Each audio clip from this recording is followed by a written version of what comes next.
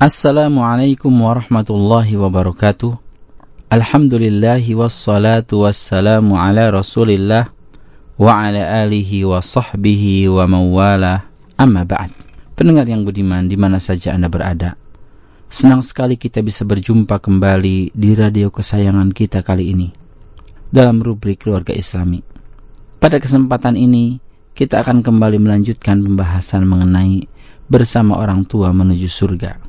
Pendengar, pada edisi yang lalu sudah dijelaskan mengenai sabda Nabi SAW yang artinya, sungguh Allah benar-benar mengangkat derajat seorang hamba yang saleh di surga.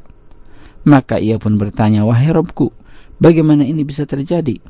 Allah Subhanahu wa ta'ala menjawab, berkat istighfar anakmu untuk dirimu.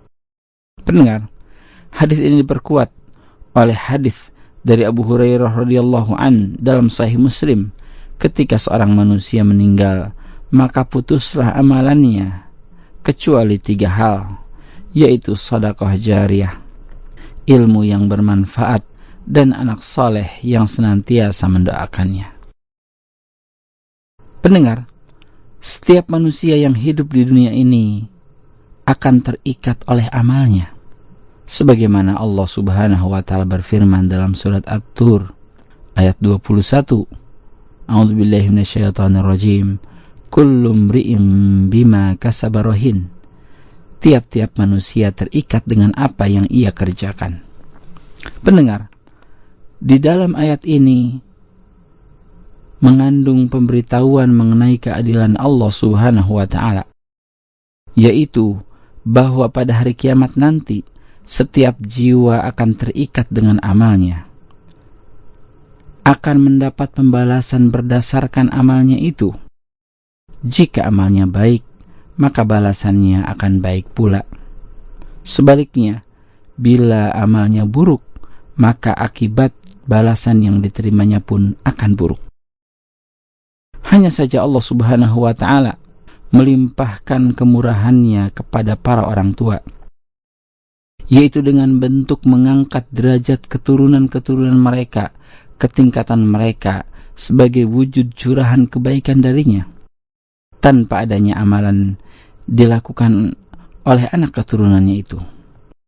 Imam Al-Qurtubi rahimahullah membawakan beberapa pengertian ayat ini dari keterangan para ulama. Yang pertama, ayat ini berbicara tentang penghuni neraka. Ibnu Abbas radhiyallahu an berkata, para penghuni neraka jahanam terkungkung oleh amal buruk mereka, sementara itu para penghuni surga menuju kenikmatan. Hal ini serupa dengan kandungan firman Allah Subhanahu wa ta'ala dalam surat Al-Mudaththir ayat 38-41. A'udzubillahi minasyaitonirrajim. Kullu nafsin bima kasaba rahin illa ashabal yamin fi jannati yatasaalun 'anil mujrimin. Tiap-tiap diri bertanggung jawab atas apa yang telah diperbuatnya, kecuali golongan kanan berada di dalam surga. Mereka bertanya-tanya tentang keadaan orang-orang yang berdusta. Pendengar, kandungan ayat ini juga bersifat umum, berlaku bagi setiap manusia yang ia terikat dengan tindak tanduknya. Ia tidak dikenai pengurangan pahala dari amal kebaikannya. Adapun bertambahnya pahala ialah karena kemurahan dari Allah Subhanahu wa ta'ala.